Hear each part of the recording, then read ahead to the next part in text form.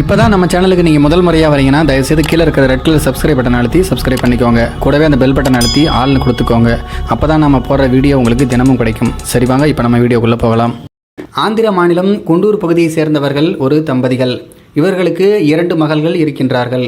அவர்களுக்கு நல்லபடியாக கல்யாணம் செய்து வைத்துள்ளனர். ஆனால் வீட்டுக்கு வந்த மாப்பிள்ளைகள் 2 பேரையும் அந்த மாமியார் கைக்குள் போட்டு கொண்டாராம். அதாவது தகாத உறவுக்கு வலை வீசியுள்ளார். அந்த மருமகன்கள் 2 பேரும் மாமியார் வீசிய வலையில் விழுந்துள்ளார்கள்.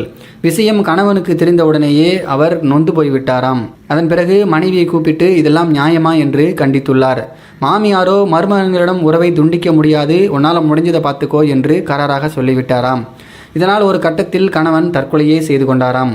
இப்படி வீட்டில் திடீரென ஒரு தற்கொலை நடக்கவும் தான் இவர்களது குடும்பத்துக்கு சொந்தக்காரரான சீனிவாசன் என்பவர் விஷயத்தை மோப்பம் பிடித்து விட்டாராம். பிறகு அந்த மாமியாரையும் மருமகன்களையும் கூப்பிட்டு கண்டித்துள்ளார். இதனால் மாமியார் ரொம்பவும் டென்ஷன் ஆகிவிட்டாராம். மருமகன்களின் உதவியுடன் சீனிவாசனை போட்டு தள்ளிவிட்டார். இந்த கொலை போன வருஷம் ஆகஸ்ட் மாதம் 9ஆம் தேதி நடந்தது. இது சம்பந்தமாக சீனிவாசனின் மனைவி தன்னுடைய கணவரின் கொலைக்கு காரணம் மாமியாரும் மருமகன்களும் தான் என்று போலீசில் புகார் அளித்தார்.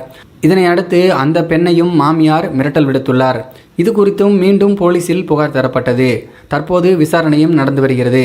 இந்த மாமியாரும் மருமகன்களும் சேர்ந்து கொண்டு 2 கொலைகளை செய்திருக்கும் சம்பவம் ஆந்திராவில் உள்ள குண்டூர் பகுதியில் பெரும் அதிர்ச்சியை ஏற்படுத்தியிருக்கிறது.